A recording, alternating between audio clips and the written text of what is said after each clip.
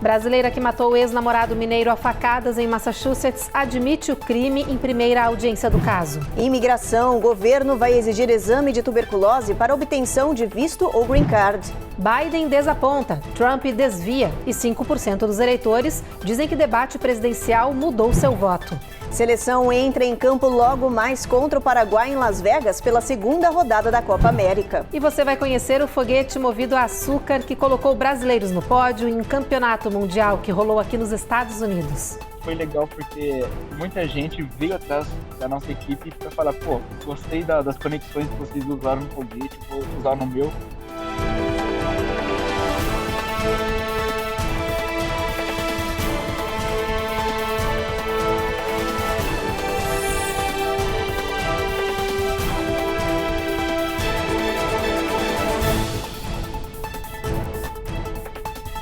Olá, boa noite. Muito boa noite. A brasileira que foi presa por matar o ex-namorado a facadas em Massachusetts já compareceu à sua primeira audiência diante de um juiz do estado. A gente mostrou essa história aqui ontem com exclusividade. Agora, a Juscelene Guedes segue presa. Ela confessou o crime e pode pegar muitos anos de prisão pelo assassinato. Juscelene Guedes. Na corte, a brasileira Juscelene Guedes usou um fone de ouvido para ouvir a tradução simultânea das ordens do juiz, a quem ela confessou ter sido a autora do crime. A promotoria abriu a audiência revelando que Juscelene usou uma faca de cozinha para golpear o ex-namorado em sua casa na quarta-feira. He is wearing a clean white shirt when he's walking into the last apartment on the right, which is the defendant's apartment. Ao juiz, a promotora disse que imagens de câmeras de segurança ajudam a contar o crime, que a vítima chegou à casa da brasileira e pouco depois saiu ferida. Então, um amigo o colocou em um carro para levá-lo ao hospital. Juscelene também entrou no veículo, que pouco adiante se envolveu em um acidente. Então a brasileira tentou fugir, mas o motorista a impediu. Com a chegada da polícia, ela foi presa. O brasileiro Renato Chaves, de 33 anos, chegou a ser socorrido e levado para o hospital de Cape Cod, mas cerca de uma hora depois veio a óbito. Natural de Rio Vermelho, em Minas Gerais, Juscelene Guedes, de 29 anos, morava em Barnstable, no estado de Massachusetts, há algum tempo. Agora, após a audiência, ela está respondendo na justiça pelos crimes de homicídio e agressão com faca perigosa. O advogado de defesa da brasileira alega que Juscelene agiu em legítima defesa e que era vítima de violência doméstica e alvo de ameaças do ex-namorado. Nos autos do processo, a defesa diz que o ex-casal teria um histórico de brigas e que entregou à polícia o celular de Juscelene com registros de episódios de ameaça. He was a great person, very hard worker. A chefe de Renato, dona dessa churrascaria brasileira em Hyannis, diz que o brasileiro era querido entre os colegas e que trabalhava duro como garçom para ajudar financeiramente a família que vive no Brasil. Juscelene seguirá presa, sem direito à fiança, até o julgamento. Ela estava nos Estados Unidos de forma ilegal. O Departamento Americano de Imigração vai passar a exigir exames de tuberculose para quem está migrando para os Estados Unidos ou buscando o green card. A nova regra vai entrar em vigor no dia 1º de outubro. A repórter Cone Rocha tem as informações para a gente. A nova regra vale a partir de 1º de outubro deste ano. Agora, quem vive em países com alta incidência de tuberculose e quiser imigrar para os Estados Unidos, será obrigado a fazer o teste IGRA, que detecta a doença. E isso inclui o Brasil, um dos países que tem alta taxa de incidência de tuberculose no mundo. O teste não é obrigatório para quem pede vistos de turista ou estudante, mas apenas para aqueles que querem viver ou trabalhar nos Estados Unidos. Essa nova exigência faz parte da estratégia do governo norte-americano para conter o avanço da tuberculose, especialmente em comunidades densamente povoadas, onde há muitos imigrantes. A triagem da tuberculose latente é crucial para prevenir surtos. E a detecção precoce da doença entre os novos residentes é uma medida preventiva importante. Vale lembrar que o teste IGRA deverá ser feito em locais credenciados pelas embaixadas e consulados dos Estados Unidos nos países onde o visto é solicitado. O teste IGRA, que significa Teste de Liberação de Interferon-Gama, é feito através de uma amostra de sangue e detecta a tuberculose latente, ou seja, quando a pessoa já está infectada, mas não apresenta sintomas e não transmite a doença. O teste da tuberculose é muito importante, não só para identificar, mas também para tratar a infecção antes que ela se torne ativa e transmissível. De acordo com a OMS, cerca de 25% da população mundial pode estar infectada pelo bacilo da tuberculose. No Brasil, segundo o National Institute of Health, a média é de 35,8 casos de tuberculose por 100 mil habitantes entre 2011 e 2019. Eu acho que é super importante, até porque aqui a gente não tem, né, essa doença. E sem falar que aqui a saúde é muito cara, né, gente? Então, sim, eu acho que é importante até para quem tá vindo também. Caso tiver alguma doença, eu acho que o máximo de exames que fizer para vir para cá, eu acho que é importante, com certeza. Depois do intervalo, 5% dos eleitores dizem que o debate de Biden e Trump mudou seu voto para presidente. E valor do dólar dispara, batendo recorde.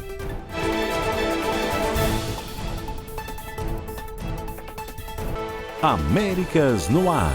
Oferecimento. Rejab Chip. Melhore agora sua qualidade de vida. Uninter. A melhor faculdade para brasileiros nos Estados Unidos. Acesse uninteraméricas.com e inscreva-se já.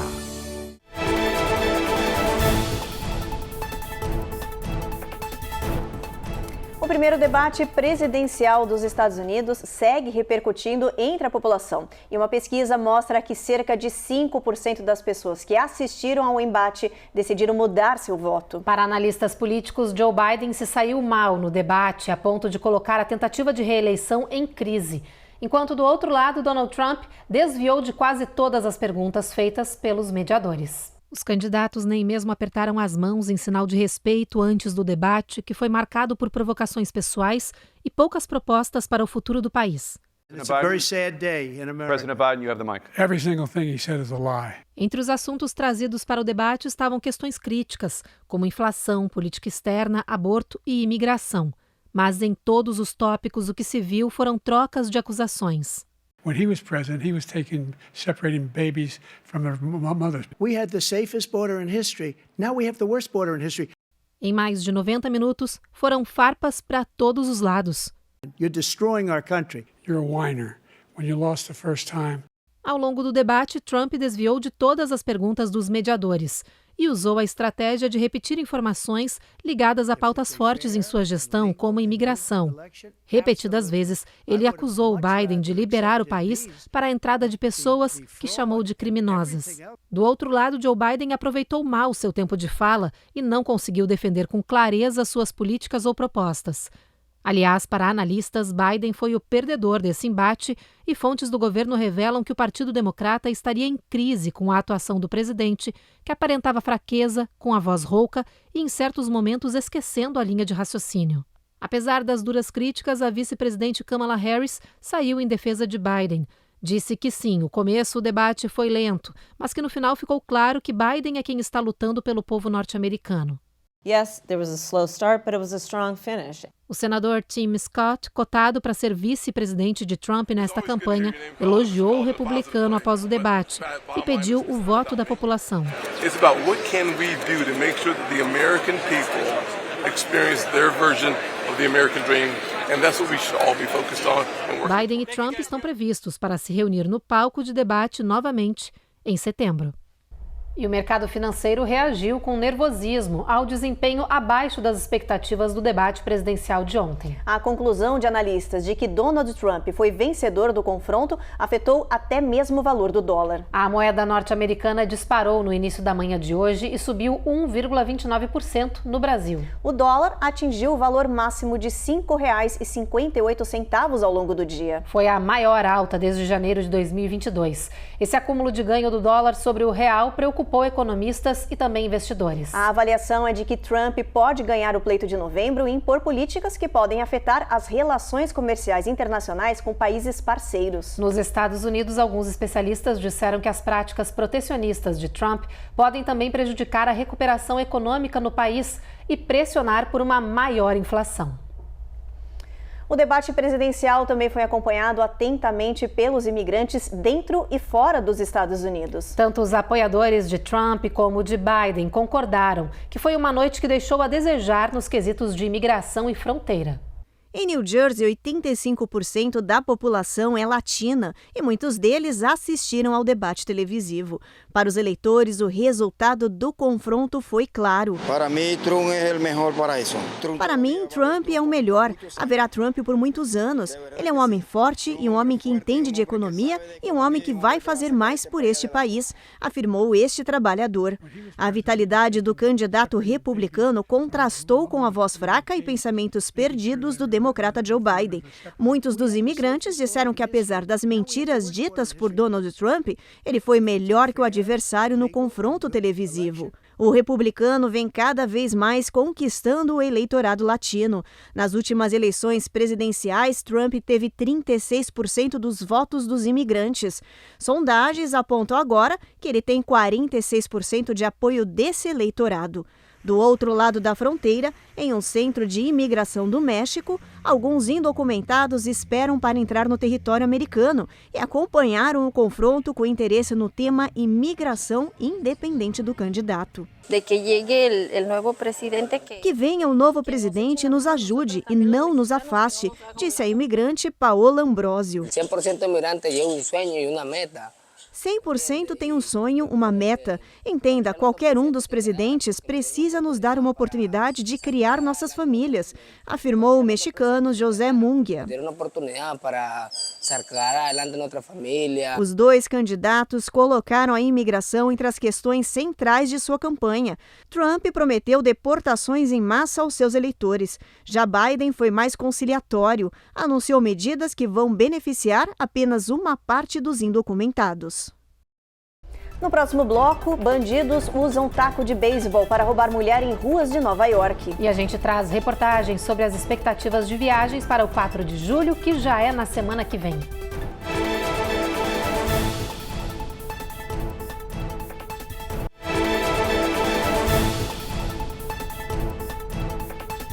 Um vídeo chocante assustou a comunidade brasileira e outros moradores da cidade de Nova York. Trata-se de um assalto onde os bandidos usaram um taco de beisebol para agredir uma vítima em plena luz do dia. As imagens mostram os criminosos surpreendendo a mulher por trás. Um dos bandidos usa esse taco para bater nas pernas dela, enquanto o outro tenta pegar a bolsa e o celular. Apesar da violência, a mulher conseguiu segurar seus pertences e gritar por socorro. Essa ação acabou assustando os bandidos. Eles fugiram de mãos vazias. A mulher, de 58 anos, aparece mancando depois desse ataque brutal e chorando muito. A violência foi em Lower Manhattan, quando ela estava saindo do trabalho. A polícia abriu uma investigação e iniciou buscas pelos suspeitos. As autoridades alertaram os moradores de Nova York a prestarem atenção quando saírem nas ruas por causa do aumento da violência na cidade. E agora, olha só essa notícia. Um hospital do Texas resolveu inovar e mostrar como serão as consultas no futuro. Com hologramas, gente. É que o paciente vai falar com o especialista, mas através de uma imagem que será projetada na frente dele em tempo e tamanho real. À primeira vista, o hospital de Lancaster, no Texas, parece igual a qualquer outro, mas basta entrar na sala do médico para levar um susto. A consulta é realizada em tempo real, mas através de um holograma. A tecnologia projeta a imagem do especialista em 3D e permite que o paciente converse e veja todos os movimentos do médico. O Dr. Saad Hussan usou esse sistema para se teletransportar da sua casa até o hospital e para fazer os atendimentos normalmente. Os pacientes que participaram do teste aprovaram a ideia. Disseram que sentiram como uma consulta pessoal. Esse hospital do Texas é o primeiro a adotar a tecnologia. Os dirigentes garantem que no futuro próximo, parte das consultas de pós-operatório, por exemplo, será realizada dessa maneira em todo o país. O presidente do Centro Médico, Raj Kumar, disse que a novidade vai facilitar a vida de muitos especialistas que moram do outro lado da cidade de Lancaster e que agora vão poder usar o videochamada em 3D para falar direto com os pacientes das suas casas. Eu acho diferente também, né? É como se fosse ao vivo. Você fala com o médico ao vivo? Eu acho diferente. O importante é ter o contato, né? É estranho, né? É no mínimo estranho. Acho que eu não ia me sentir muito confortável, não. Acho bem estranho isso daí. Eu acho legal, diferente, né? É fora do normal.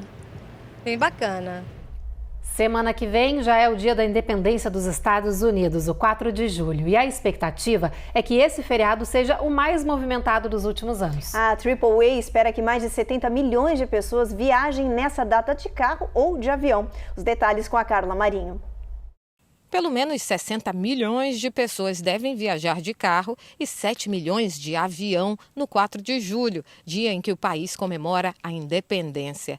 A AAA diz que esse será um dos feriados mais movimentados dos últimos anos, tanto nas estradas como nos aeroportos, um aumento de 5,4% em relação ao ano passado. O podcaster Renato Reis já está com as passagens na mão. Viajante experiente já aprendeu que planejamento e paciência fazem qualquer programação dar certo. Eu que viajo bastante, esse ano escolhi o estado de Nova York, que é um pouquinho mais perto da minha casa. Vou estar indo para a cidade de Nova York, vou chegar no aeroporto de 2 a 3 horas antes do meu voo. Já comprei o meu passe ali para furar aquela fila. Vocês que não sabem, tem como você dar uma furadinha de fila ali na hora da sua revista no aeroporto. Procurem, porque vale muito a pena. Meu hotel é sempre reservado com semanas com antecedência, para mim não pagar muito. E eu também faço a reserva dos restaurantes, porque americano é muito organizado. Então não quero chegar lá e não ter onde comer, não é mesmo? Quem for dirigir, a dica é sair bem cedo para evitar trânsito e calor nas estradas. Lembrando que a gasolina está com preço médio de $3,48. De avião, o preço das passagens de voos domésticos está em torno de $800. Entre os 5 destinos preferidos pelos viajantes estão Seattle, Orlando, Anchorage, Honolulu e Miami. De carro ou avião, a recomendação é planejar tudo para não esquecer nada e evitar dor de cabeça. Cheque seu itinerário, itens importantes como documentos e saia de casa com antecedência. Não esqueça também de levar dinheiro trocado na carteira para qualquer necessidade. Verifique o clima, possíveis tempestades, além da situação da estrada. Se for de avião, veja se o voo está confirmado. Lembrando que o 4th of July deste ano será na quinta-feira e muita gente deve emendar com a sexta para curtir o feriado prolongado. É um dos, se não for o feriado mais importante deste país, onde as famílias se reúnem em algum lugar estratégico para estar assistindo os fogos, para estar comemorando com um churrasco, estar se juntando e estar aproveitando o verão, que acaba sendo muito curto aqui nos Estados Unidos, principalmente na região do norte. E isso é minha dica para vocês. Se preparem, se organizem para não ter nenhum perrengue chique. Depois do intervalo, tem os detalhes do novo jogo da seleção brasileira pela Copa América. E você vai conhecer o foguete movido a açúcar que colocou brasileiros no pódio em campeonato mundial que rolou aqui nos Estados Unidos.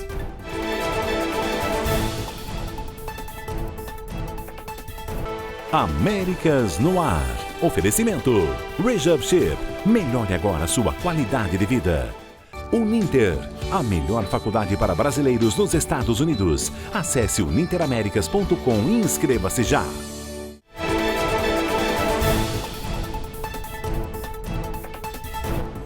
E daqui a pouco, às 9 horas da noite, Eastern Time, a comunidade brasileira vai estar diante da televisão para assistir mais um jogo da seleção pela Copa América. E a expectativa é grande para esse segundo jogo da Canarinho no campeonato, depois daquela decepção de um empate feio na estreia. Agora, contra o Paraguai. Após duras críticas em busca da primeira vitória na Copa América, o técnico Dorival Júnior deve fazer mudanças com as alterações na defesa e no ataque, seguindo os testes feitos por ele no último treino da seleção. Na lateral esquerda, Guilherme Arana deve dar lugar a Wendel. Já no ataque, o Rafinha fez atividades como reserva, enquanto o Savinho treinou entre os titulares. A partida entre Brasil e Paraguai acontece no estado de Nevada, na cidade de Las Vegas, que enfrenta temperaturas recordes neste verão. Lembrando que na primeira rodada da Copa, o Paraguai acabou perdendo de 2-1 para a Colômbia. E bom, a poucas horas da nossa seleção entrar em campo, a gente foi às ruas para checar a temperatura da nossa torcida para mais esse jogo. Olha só. Eu acho que está faltando mais jogar com garra, porque o Brasil atualmente ele não está indo bem, né? Esses últimos jogos têm deixado muito a desejar, né? E eu acho que os jogadores têm que, né, ter mais foco, ter mais raça, porque é Brasil, né? Estou muito feliz, eu acho que o Brasil vai ganhar com certeza. Sempre o Brasil, vamos para cima. O Brasil ainda, como está com a fase agora de um treinador que está começando agora o trabalho dele, está difícil para para colocar a casa em ordem, na verdade. Ficamos um tempo aí sem técnico, porque estava com o Fernando Diniz, não era um técnico à altura para a seleção. Mas como ele estava improvisado, e agora entrou o Dorival, é um bom técnico, um dos melhores do Brasil. Vamos ver se agora ele consegue colocar na seleção, porque jogador temos. Agora o que está faltando é trabalho e empenho. Talvez essa Copa América, talvez não. Tem seleções na frente. A Argentina está muito bem, atual campeão do mundo. Tem a Colômbia também que está muito bem. Mas vamos ver, o Brasil sempre surpreende, o Brasil sempre é campeão quando você menos espera. E às vezes quando você tem aquela expectativa que o Brasil vai ser campeão, decepciona. Como várias Copas do Mundo que teve, inclusive a de 7-1, que foi um decepcionante. Aquele 7-1 em casa foi complicado, não é isso? Agora vamos checar a previsão do tempo para o final de semana aqui nos Estados Unidos. Gente, olha, a previsão é de 77 em Boston, bastante quente, muito sol, mais calor ainda em Washington com 91 e previsão de chuva em Nova York. E aí a gente vem descendo pela costa leste com bastante pancada de chuva ao longo do dia. No final de semana deve ser um tempo bastante instável também na Flórida. O sol nem deve aparecer na área de Miami. Já em Houston, no Texas, o tempo mais estável, sol dividindo o espaço com as nuvens. Brownsville, mesmo cenário. Já em San Antonio, a gente tem sol brilhando forte o dia inteiro com máxima de 98. Esse sol, esse clima quente segue em El Paso com máxima de 102, mais calor. Albuquerque, a máxima não passa de 95, mínima de 71. Em Phoenix, olha só, gente, 110 graus de máxima, bastante calor nessa área aí. O sol brilha forte em Los Angeles, em Las Vegas com máxima de 110. E em São Francisco, a gente tem tempo encoberto aí com mínima de 56 e máxima de 67 graus. No Novo México, um grupo de estudantes brasileiros da Politécnica da USP foi destaque no Campeonato Mundial Espacial. É que eles conseguiram fazer um foguete decolar, sabe com o quê? Açúcar, gente. A Eloá Orazen mostra pra gente que eles ficaram em segundo lugar nessa competição importante. Olha só. Com um foguete movido a açúcar, universitários da USP conquistaram o segundo lugar na Spaceport America Cup 2024, que aconteceu entre os dias 17 e 22 de junho no Novo México. Ao todo, são cerca de 100 alunos envolvidos no projeto Júpiter, responsável pelo foguete premiado, mas apenas 9 representaram presencialmente o Brasil no campeonato. A medalha de prata chegou na categoria Student Research and Development de 10 mil pés. A gente ficou em segundo lugar na categoria SRAD, de 10 mil feet. Tem a categoria também COTS, que é a categoria que é feita pelo tipo que eles compram de empresas, que isso é muito grande lá nos Estados Unidos. Às vezes eles não podem fazer o motor, porque às vezes é perigoso, né? Pode explodir, pode acontecer qualquer coisa, e eles compram o motor. Então a gente competiu nessa categoria que a gente mesmo faz o motor do foguete e faz o combustível que está dentro dele. E a nossa categoria foi de 10 mil feet, que é aproximadamente 3 quilômetros. Embora o projeto Júpiter já tenha levado outros modelos de foguete aos Estados Unidos para a mesma competição em anos passados, esta é a primeira vez que a Poli-USP sobe ao pódio.